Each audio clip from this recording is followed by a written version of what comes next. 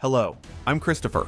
Today, we are looking at horrifying shark attacks, from a retired airline pilot who dangled his foot off a kayak in Maui, to a teenage girl on a graduation trip in Brazil who was attacked while lifeguards were already pulling her from a rip current. But first, we start on Candeias Beach, Brazil, where a father, mother, son, and daughter stepped into the same murky water and never walked back out. It was May 13th, 2026. Candeias Beach along the southern stretch of the Pernambuco coastline came in warm and overcast, with moderate surf and a flat cloud cover sitting low over the water. From the shore, it looked like any other Tuesday, but something in the surf line made that assumption start to break. Families were spread along the sand, vendors moving through the crowd, the usual morning rhythm of a busy public beach. Gabriel Santos walked into the surf with his two kids while his wife stood close behind in the shallows. Gabriel was 42 and worked as a civil engineer. A few months earlier,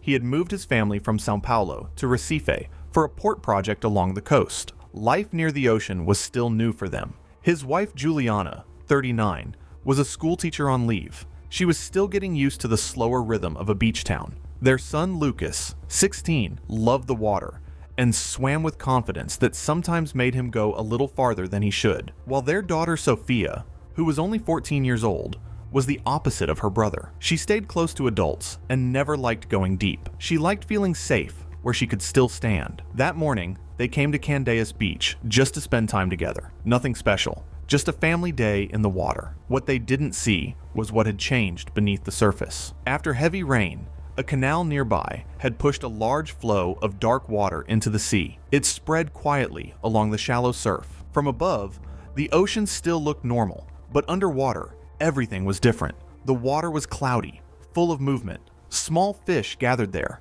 and something larger was already moving through them.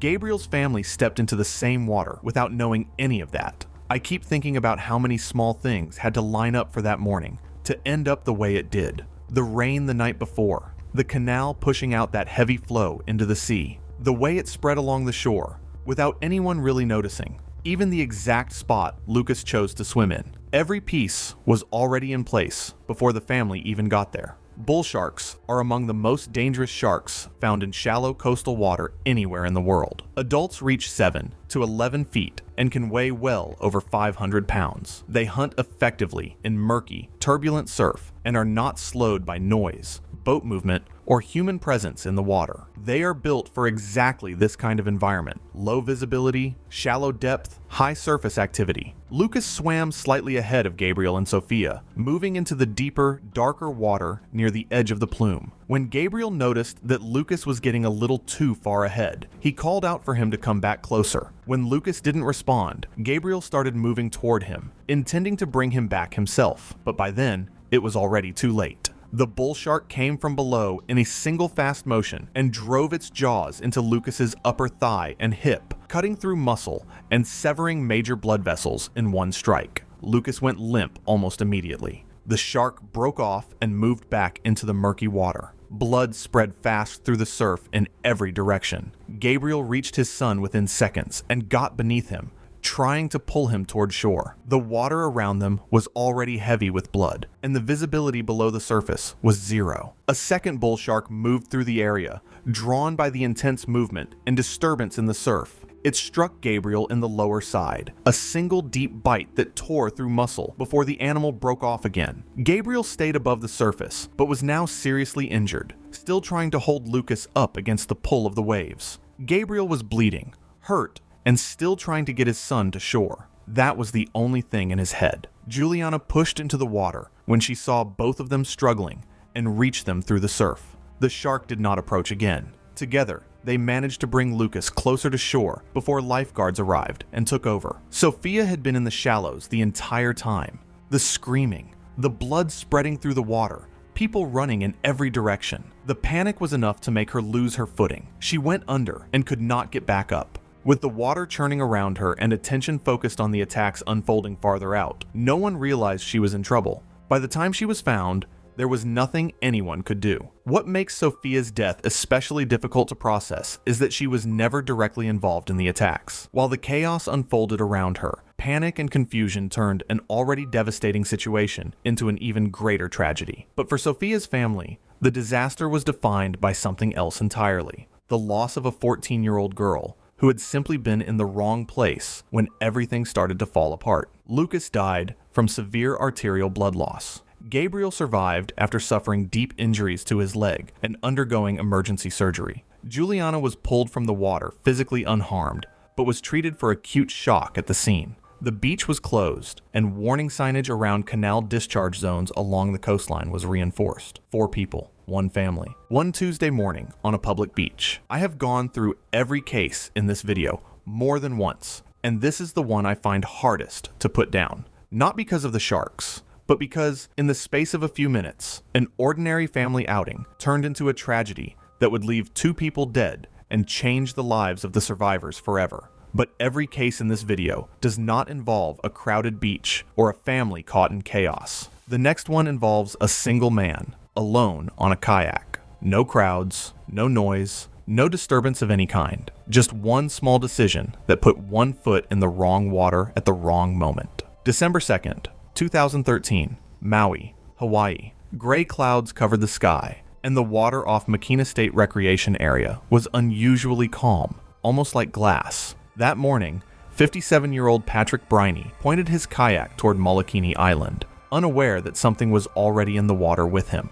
Patrick had recently retired from a career as a commercial airline pilot. He lived in Stevenson, Washington. More than 3 decades of flying commercial aircraft had changed him into a person with a very specific mindset. Airline pilots do not get to be careless. The job demands discipline, constant environmental awareness, and the ability to make good decisions under pressure without losing composure. Patrick had done all of that, day after day, for over 30 years without incident. When retirement came, he had to find something that still demanded real focus. Something with enough weight to it that getting it right actually meant something. Offshore kayak fishing became that thing. It was solitary, physically demanding, and required him to read the water and manage conditions the way he had always read instruments from a cockpit. He had come to Maui on vacation and brought a Fish&G partner along, though they paddled separately in their own kayaks. The plan that morning was straightforward. Head towards Molokini, work artificial lures, attract bait fish, and fish. Nothing unusual. Nothing that would have alarmed anyone watching from shore.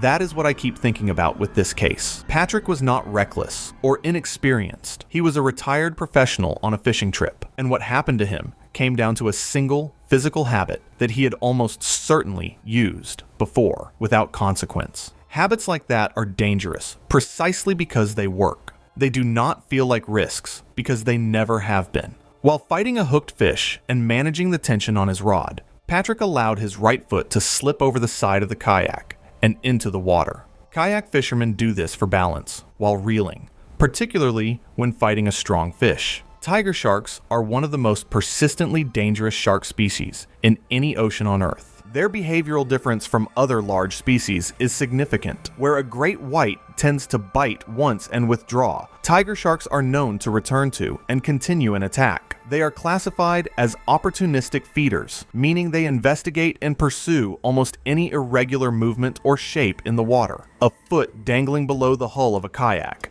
exposed and separated from the larger profile of the boat, registers as exactly the kind of isolated target that draws a tiger shark in. The shark bit Patrick's right foot and lower leg with enough force to flip the kayak entirely. He was thrown into open water. What had been a quiet morning on the water became a survival situation in a single second, and there was nothing Patrick or anyone else could have done in that moment to change what had already happened. His fishing partner reached him quickly. He tied a blood stopper to Patrick's leg, using materials on hand, and then paddled to a nearby charter tour vessel to get help. The boat moved Patrick to shore as fast as it could. Paramedics were on the ground when he arrived, and transported him to a medical facility without delay. Patrick Briney died shortly after arrival. The cause of death was blood loss from a severed popliteal artery. State officials responded by closing beaches 1 mile north and 1 mile south of Makina State Recreation Area. The response from his partner was fast. The medical response was fast.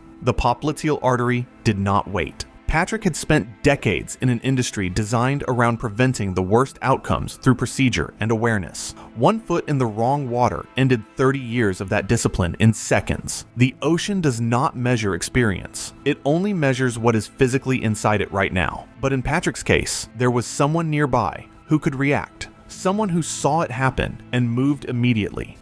The next story is about someone who had none of that. A retired librarian floating face down over a Hawaiian reef, completely alone, 200 yards from shore, with no one close enough to see what was about to happen until it was already over. April 29, 2015. The water at Ahihi-Kinau Bay sat flat and clear along Maui's southwest shore. No wind, no chop, just warm, still water that made snorkeling feel completely safe. It was exactly the kind of morning that brings people back to the same spot again and again. Margaret Cruz had been back many times. Everyone called her Maggie. She was 65, a retired librarian from Kihei on Maui's western side. She had taken up snorkeling later in life and found something in it she kept coming back to. The quiet, the closeness to the reef. She was not aggressive about the water. She was cautious by nature, someone who planned carefully and almost always went in with company. That morning, she had 2 friends with her.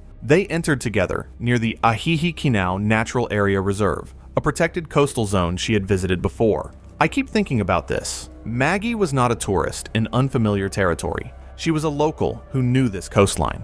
And I think that familiarity is exactly what lowered her alertness without her realizing it. A place that has always felt safe stops triggering the caution it actually deserves. The group drifted apart. This happens on snorkel trips more than people expect. A fish holds your attention a few seconds too long. A light current nudges you sideways, and before anyone checks, the gap has grown into something real. By the time Maggie was fully separated, she had drifted near a spot locals called Dumps, a surf break inside the reserve. She was floating face down, scanning the reef below her. She was 200 yards from shore, completely alone. There was no single obvious mistake. No moment an outside observer could point to and call the decision that caused this. Just a calm morning and a slow, quiet drift. Tiger sharks are one of the most dangerous sharks in the ocean and are behind some of the deadliest attacks in Hawaiian waters. They cruise through shallow reef zones near the surface, hunting sea turtles,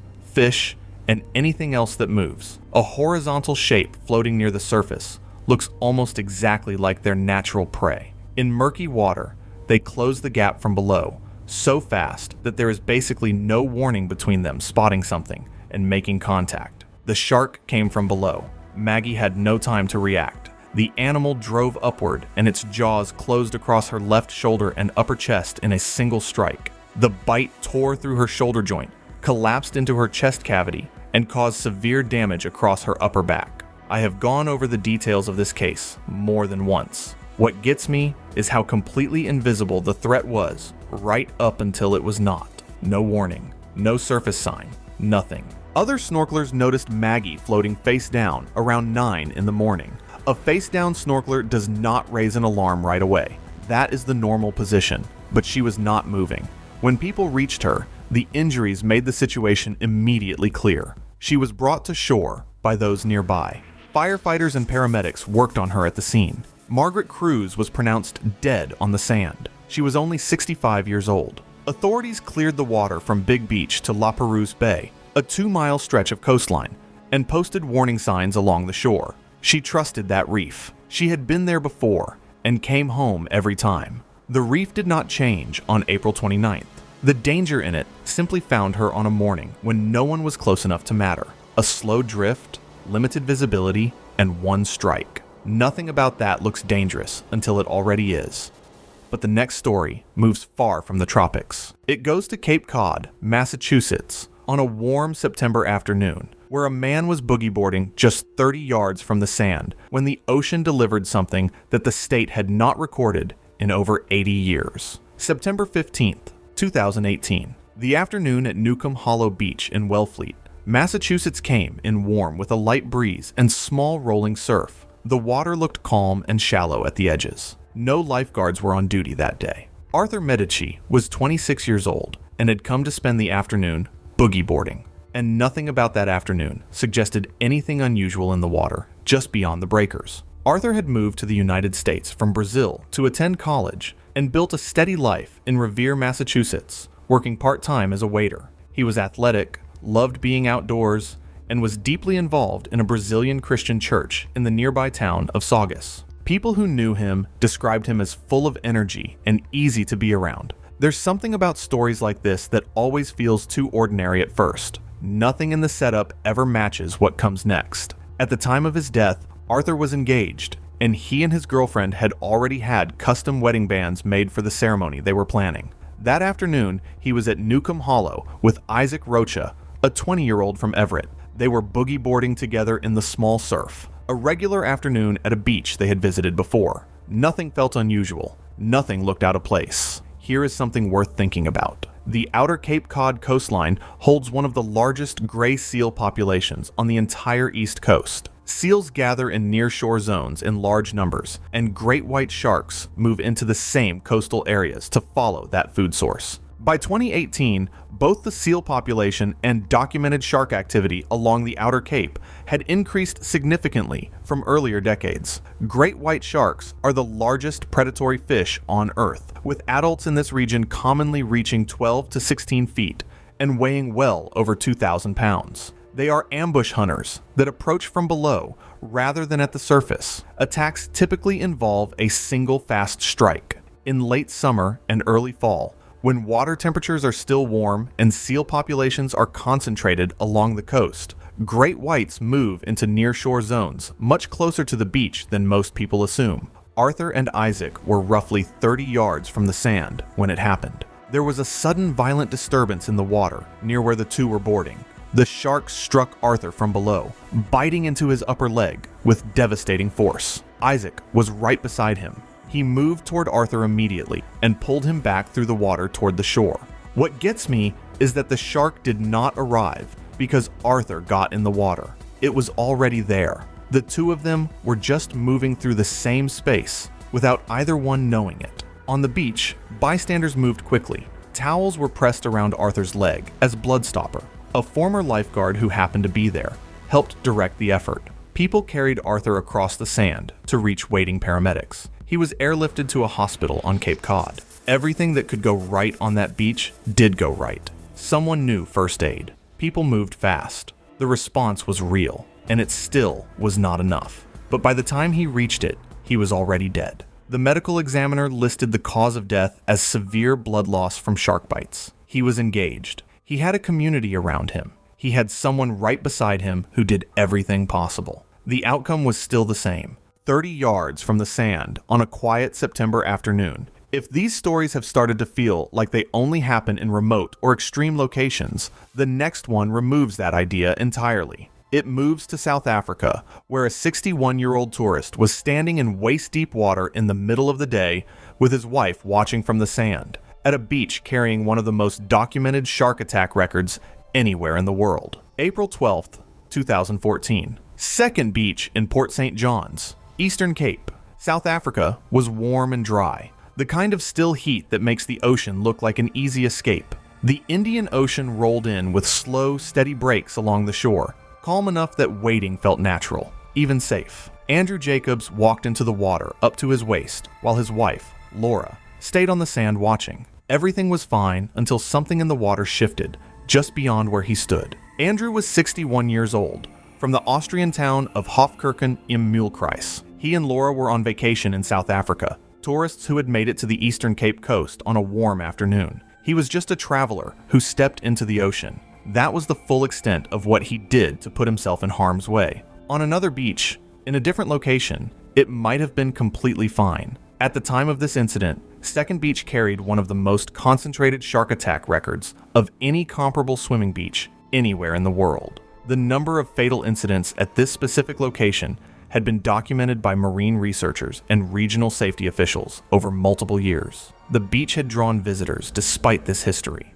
Warning signs had been posted at various times. Some people understood the risk fully, some did not. And I don't know which is harder to sit with, the people who ignored them, or the fact that the beach still looked safe enough to make ignoring them feel reasonable at the moment. Andrew had waded in gradually, moving further from the shoreline as the water stayed calm and the footing felt steady beneath him. Laura was on the sand, watching. It looked like nothing. 2 people on a beach, 1 in the water, 1 watching. The kind of scene you see at any coastal destination in the world. But Andrew was now standing waist deep, partially separated from the shore, in warm, shallow surf at a beach that had seen this exact scenario go wrong more times than most people knew. Bull sharks are uniquely positioned among shark species when it comes to human encounters, and the reason comes down to where they live. Unlike great whites, which tend to stay in deeper offshore zones, bull sharks move actively into shallow coastal water, river mouth areas, and even low salinity systems. Their muscle density and bite force relative to their size make them extraordinarily dangerous in the exact environments humans tend to wade in. Shallow, warm surf, murky coastal shallows near beach towns. A bull shark bit Andrew on the leg while he stood in the water. The bite was severe. He turned toward the shore and began trying to wade back out. The movement, slow and irregular against the resistance of the water, drew the animal in again. Andrew fell during the attempt to reach shore. He tried to fight back against the shark. He swung at it. His arm went into the shark's mouth. The shark severed it. A strong current then moved Andrew away from the shoreline. He attempted to swim back with 1 arm. Laura ran into the shallows when she saw what was happening, but the water was too deep and the distance too far. She tried to reach him and called out for help from the beach. Andrew lost the fight to his injuries in the water. People on the shore saw his body as it drifted toward the sand and recovered it. A forensic expert who reviewed the case concluded that the attacking shark was approximately 6.5 feet in length. Andrew's injuries were devastating. His arm had been severed, and he suffered severe trauma to his lower body with extensive tissue loss. A 6.5-foot shark. I keep thinking about that specific detail because it is not the massive apex predator people imagine in these stories. It was not a record-breaking animal. It was a relatively standard-sized bull shark operating in shallow coastal water, doing exactly what bull sharks in that habitat are documented to do. No extraordinary circumstances. A typical animal in its typical territory. And it was more than enough to kill a 61-year-old man on a vacation afternoon. Laura stood on the shore and watched her husband walk into the ocean. She did not see him walk back out. There is no way to write that sentence that softens what it means. Andrew stood in shallow water, just waiting on a vacation afternoon with his wife nearby. If that seems unlikely to end in tragedy, the next case pushes that disbelief further. It happened on one of Brazil's busiest tourist beaches, in broad daylight, with lifeguards present, and it still ended the same way. July 14, 2013. The morning at Boa Viagem Beach in Recife, Brazil came in overcast, with rough surf and a stronger than usual current pushing through the shore break. The beach itself was busy, as it always is, one of the most heavily used stretches of coastline in the region, lined with vendors, swimmers, and lifeguards stationed at intervals along the sand. Everything about it looked familiar, even routine. Clara Monteiro was 19 years old, visiting from Rio de Janeiro with her cousin Fernanda Lopes after finishing school, and there was no reason for her to believe that anything in that water was different from any other day, until it was. It was a graduation trip, a reward for finishing school, a chance to see the coast before whatever came next in her life. She had no reason to think of this beach as a place where something would go wrong. She and her cousin entered the water on a morning that looked like every vacation morning looks. Busy, normal, safe at the surface. Clara and Fernanda were caught in rough surf or a rip current and began struggling to stay above water. Lifeguards responded immediately. Bull sharks are known to patrol the shallow surf zone in significant numbers during the warmer months. They do not require clear water or open ocean to hunt effectively. They operate in murky, unclear, foamy, surf-level conditions with the same capability they apply anywhere else. They are not held back by noise, boat movement, or human presence in the water. They function in the exact zone where struggling swimmers tend to be, because that zone overlaps with the areas where their prey gathers near the shoreline. Fernanda had been pushed closer to shore by the current and was struggling, but moving in the right direction. Clara was further out, still fighting to keep her head above the waterline, her body working against the churn of the surf. The jet ski was closing in on her position when the water around her broke open from below. A bull shark came up through the murky, unclear surf, drawn in by the movement and vibration of a body struggling at the surface. It bit down on her left leg, just above the knee, with full force, driving through the muscle and into the bone in a single motion. Clara was pulled under briefly before surfacing again. The shark did not come back for a second strike. It did not need to. One bite in that location was enough. The upper leg holds some of the largest blood vessels in the human body, and a wound that deep and that wide begins draining blood faster than most people can process. By the time the lifeguard reached her and pulled her onto the jet ski, Clara had already lost a significant amount of blood. The injury to her left leg was severe, the muscle torn open from the initial bite with damage extending down toward the lower leg. She was conscious when she was brought to shore, but deteriorating fast. Clara died during the operation to amputate her leg. The cause of death was blood loss. She was 19 years old. Her cousin Fernanda survived and was pulled from the water separately. She was surrounded by lifeguards and rescue equipment on a beach full of people in the middle of a busy morning. She was pulled from the water in under a minute. But still, none of it was fast enough to save her life. There is a version of this where everything goes right. The lifeguard was right there. The response was immediate. The beach had safety infrastructure in place, and Clara still did not survive, because the window between the bite and the blood loss was too small for any response to close.